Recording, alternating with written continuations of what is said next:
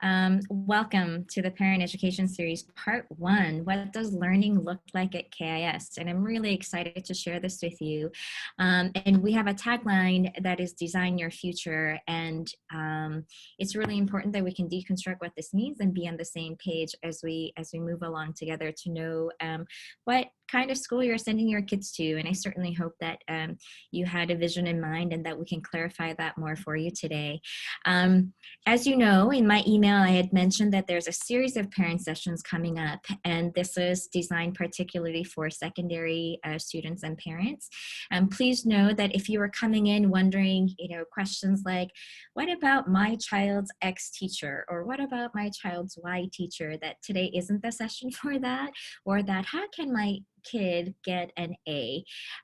Please, if you could try to set that aside at your door and lay that down and be with us in talking about what learning really looks like here. And our focus and the foundation that I want to present to you is how important it is that you understand the philosophy that we are working on and the platform that we're building on top of. So you will have chances to ask questions on the technical side, like what does grading look like, or what does standards-based system mean, and how does that enhance learning? And those sessions are coming up. But please know that today our really focus is to show you what learning looks like now compared to the yesteryears of the past, and what we're doing and what we're really proud of doing here at KIS.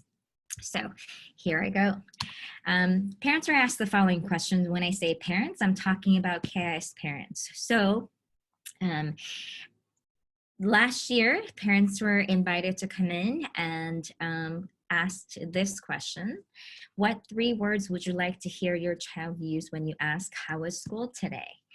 So right now I'm wondering, think about it for a second, and, feel free to jot it down or have something in your mind as to, if you were to ask your child, how was school? What kind of response you're looking for. And now I'm going to show you a series of responses from parents. And one question to you is, what one single word do you think was the most popular word, the most frequently shared word from parents? So here we go. If you could read through the words that are going to come through, and at the end, you'll be able to see what word was most frequently submitted.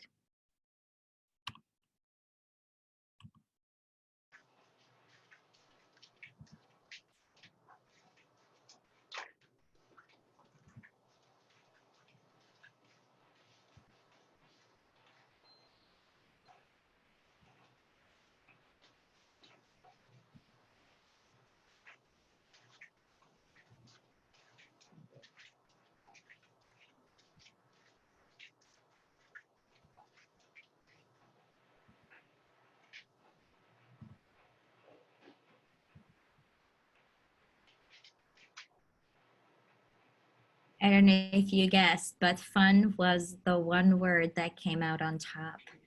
And it wasn't from a choice of words at all. It was just organically, what are the words that you want to hear? And this by far, and I did this in many different situations with parents, and this is consistent whether from elementary, middle, or high school parents. Fun definitely comes out as the word that they believe learning should be, that they want their kids to have engaged in something fun for the day. So keeping that in mind, there was a second question that was asked, which is, what is the most important skill that you think your child needs to succeed, that your child needs in order to succeed in the world? And think about that for a minute now as well. Like, what do you think is the most important skill? And I'll show you a series of words that came in from the parents. Once again, we're talking about parents that are our parents from KIS last year. I see someone has figured out how to write on the screen. And here we go.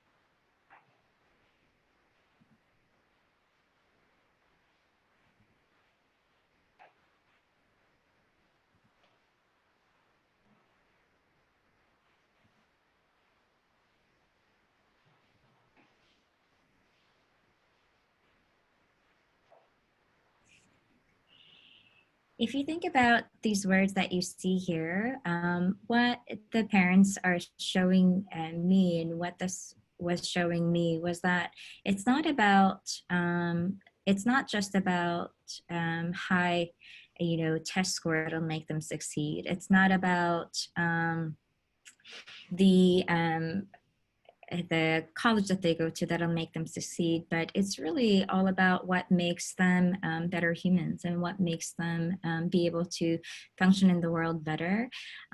We want them to be better human beings, and that was really inspiring for me and really exciting because you've picked the right school for this, and I really believe in that. And that's the one part that when we couldn't have contrived this, we couldn't have asked the parents and guided them to answer a certain way, but these were purely from the parents and saying this is kind of thing that we want for our children. And so as you think about this, and I ended on these three words, the passion for learning, this was so exciting for me to see because you see that really in our mission statement as a school. And when we think about learning, and I'm saying that the learning looks different today than it did in the past, what that means, and I'll get into that a little bit. And I'll introduce you to a very short, it's a 2-minute video, if you could take a look at this. Imagine the awesomest thing you can, like an automatic grilled cheese maker, or a time machine with an automatic grilled cheese maker. Now imagine who's going to invent it. Him? Glasses here? Whoever they are? Or maybe her? But how do kids like these become the types of people that do things like this? Maybe we should ask this guy.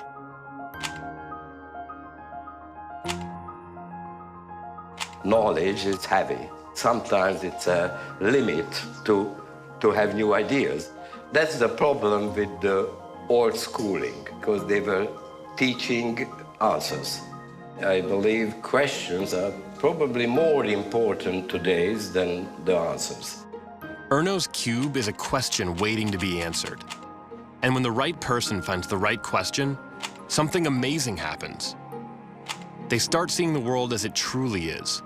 Not a place to be memorized, but a place to be figured out, flipped, turned, twisted, and ultimately made better, forever.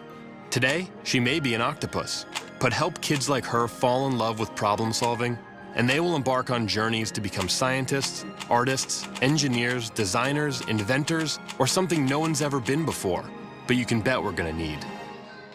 That's why moments like this, Go! and this, and this, and especially this, are so important. Because there are companies to found, planets to walk on, time machines to invent, a future to be made amazing. We may not know what it's going to look like, but we know who's going to do it.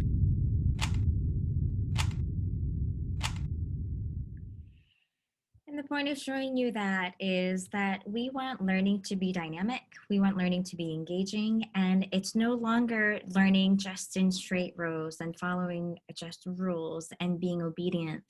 If you look at the history of education, about 200 years ago, education became accessible for everybody. And when you look at the world then, it was a response to industrial revolution, and it was really important that students and in schools, they were taught how to be obedient, how to be compliant, how to sit straight in rows for long periods of time because factories were growing.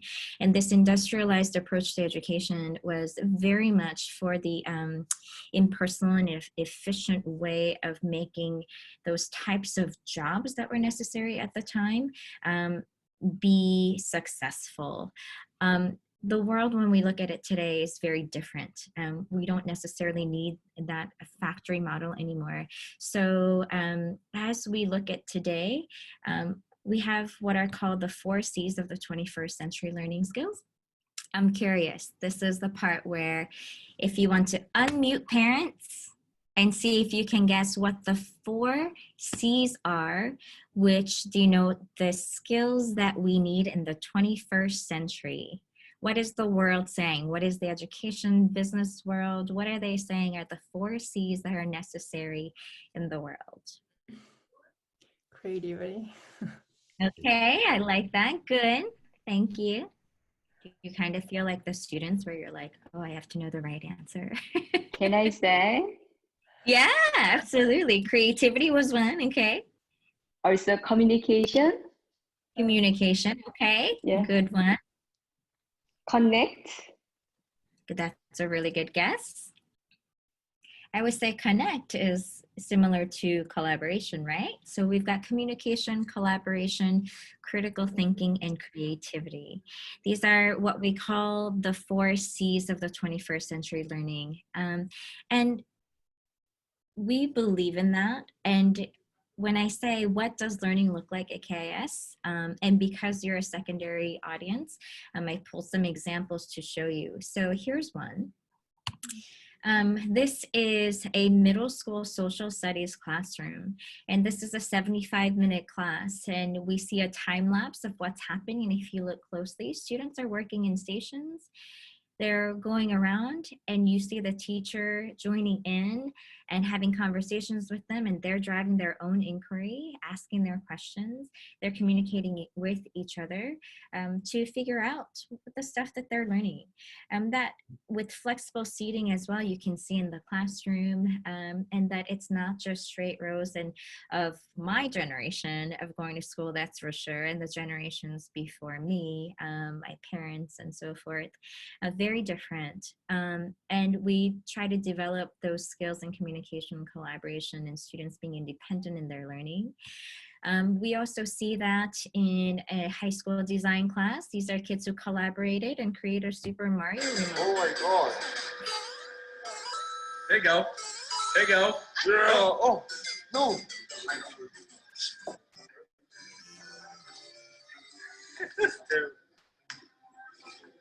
That's cool. Hey, flip it over. Let me see the back. Oh, And that's that's cool. the teacher talking, right? And it's not a teacher saying, hey, I'm feeding you all the answers. And it's not saying, here, do exactly as I say. But you teach them one skill and they're able to run with it and go and try something new. And the teacher's in awe. I think that's really cool that you guys created something like this in collaboration. Another example is a high school science class. It's very much hands-on learning. It's not, once again, out of a textbook, memorize this, but you can see students' critical thinking here. River delta. So by using how much area that is on top, I'm making like a basic approximation of basic shapes. So I can be able to calculate the surface area of each trials.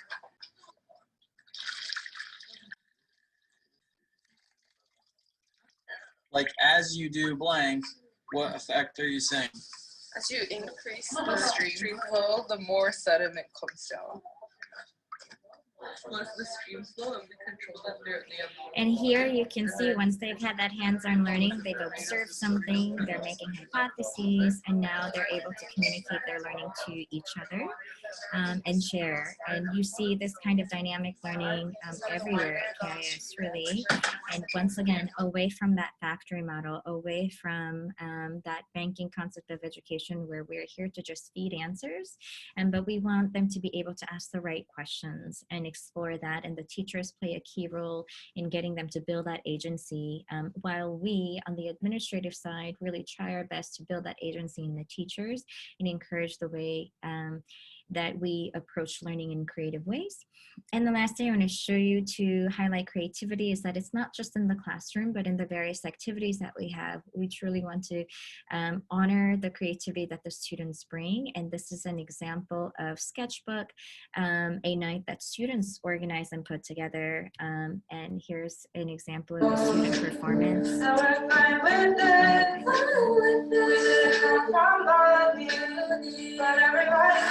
See gray girls tripping in the bathroom, bloodstains, ball guns, trashing our town. We don't care.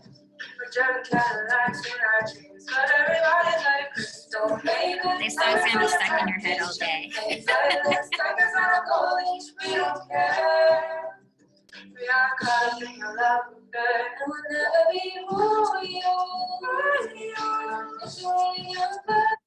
So again, I'm just giving you such small snapshots of learning here. This is all over the school, and we are super proud of that, because here we believe that teamwork, communication and creation, personalization of learning, critical thinking, and real world engagement are the ways that we teach our students the right way.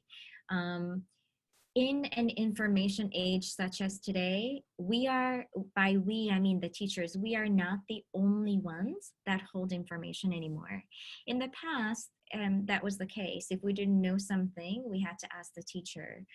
And the teachers felt that they had to know everything. But now, with the click of their fingertips, students can gain access very easily and they can get information.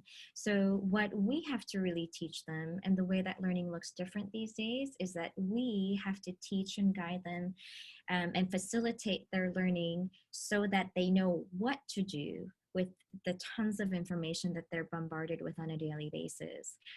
And with that information, they work together and they create, they make things, they make connections to their lives, and they ask the right questions so that everything that they do is applicable to the real world.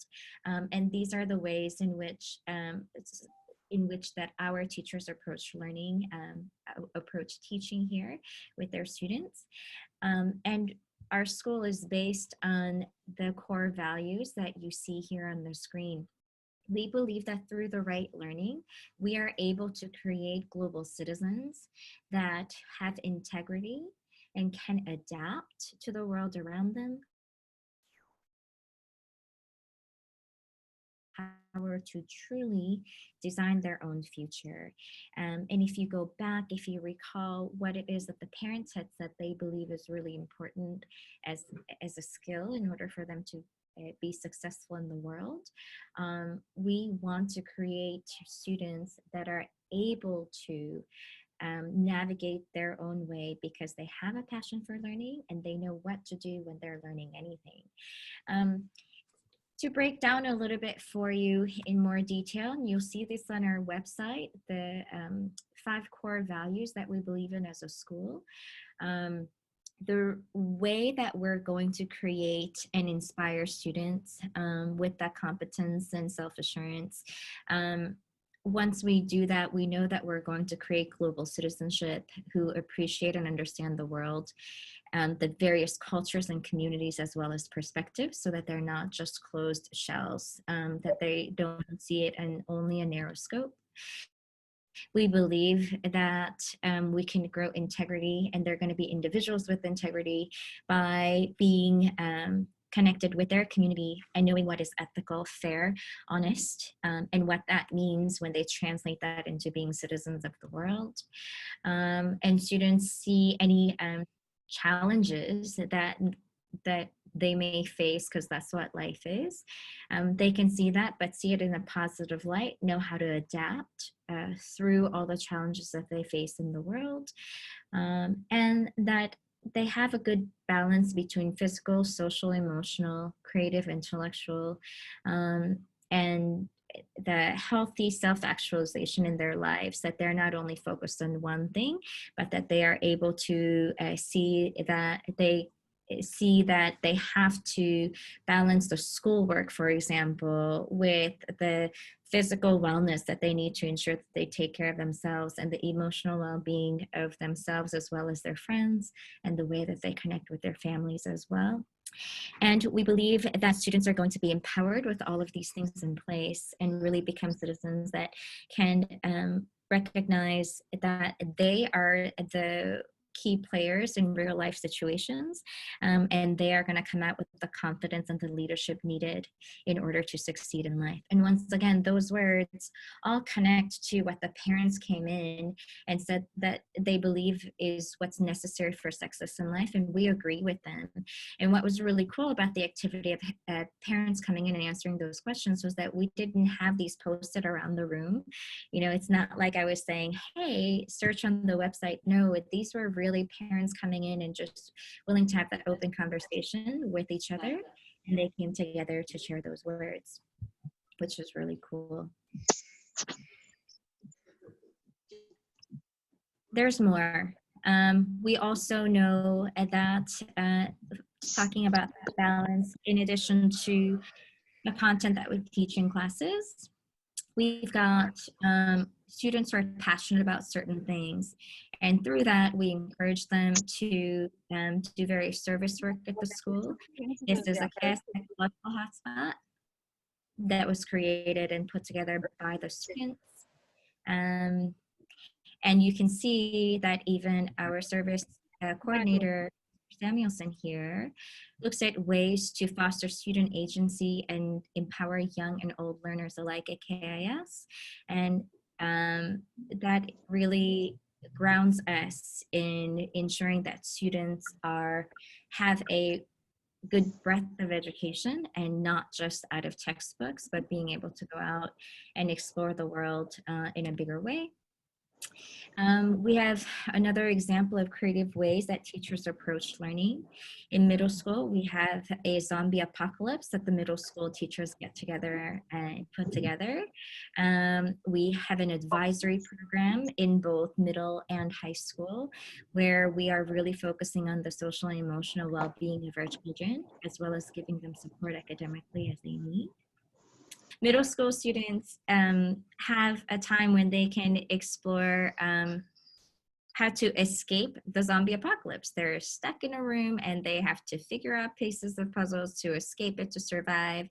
And it includes physical education, it includes literature, poetry, foreign language, math. And it was really cool because the middle school teachers who are organizing it invited a teacher team to come in and see if we're smarter than the 7th graders to see if we can escape it. So you see on the left bottom corner, those are adults trying to escape the room. I'm happy to report that we did succeed, thankfully. I still think we're in first place. I'm still gonna refute that 1 minute, but there are so many creative ways that teachers are working in collaboration. So middle school teachers really put in the work together to bring this opportunity for students. And you can see them working as a team to try to escape and try to succeed. We also have 8th grade creative writing class where students are writing about things that matter to them, and not only just creating something for the teacher to take and grade, but the teachers are intentionally coming together and giving them a forum where they can present their work and share their work and open it up to an audience within the school, as well as the parents and teachers to come in and hear their work. And so that the students can have that confidence to find their own voice in sharing the work that they have created. And of course, the teacher there to guide them to create that in the best way possible. And not only just within the students, we as teachers, and the space that I would have had you here is the space where you see the teachers sitting in the Teaching and Learning Center. Teachers come in and collaborate together and plan together to ensure that we're developing curriculum that is viable and that is really good for our student learning. And as adults, we are learning alongside them and growing together. And we capture learning as best we can, and understanding what research says about learning. If you can take a second to read that tweet there.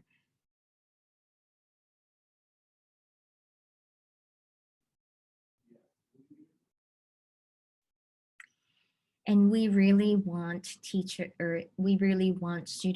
to own their learning.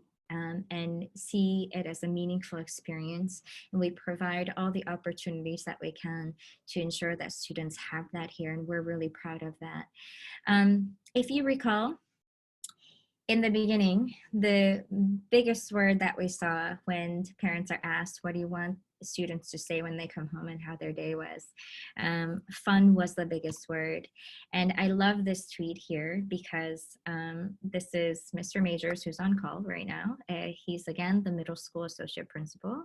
And Eric says, last day of school before break, and here's my gift from middle school students. I don't know about this actually funny stuff. My dad joke game is pretty strong, but I'll admit there are some great ones in here. I'll try the new material out when we return in January. And so if you look at the picture, this is a booklet of jokes that middle school students made for Eric, and his name is Majors. Last name is Majors. So if you look at that parentheses, it says this will make a major difference. So students are engaging with adults, and obviously what this shows is that students have a genuine relationship with Eric, and that they're not afraid to approach an adult and, one, make fun of him for having terrible jokes, and two, engage with him and say, give him a set of jokes, create a set of jokes to give to him. And we want students who have that self-confidence and initiative to be able to interact with adults in that way. And this is such a prime example of that. And here, the educators as well as administrators are very much invested in the learning that's going on in the school. And Anthony might, maybe not, he will kill me for showing you this video, but Anthony tweets, I love when our stagecraft class lets me come behind the scenes, and you have got to see this video and see what's going on. Here we go. Oh, Jesus.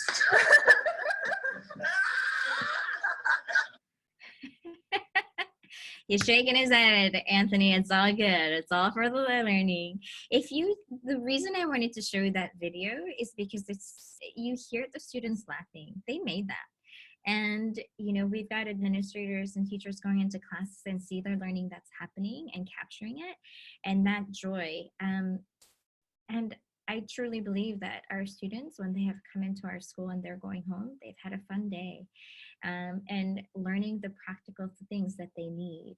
And learning today as we see it, we're not saying knowledge and information isn't important. We're not saying content is important. In fact, it is extremely and very important.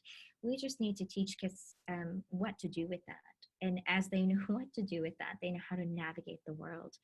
Because again, we're not creating factory workers that just simply sit in rows and be just machinery to do rote work day in and out. We need them to be creative. We need them to be inventors and not be afraid to connect with people in a real way.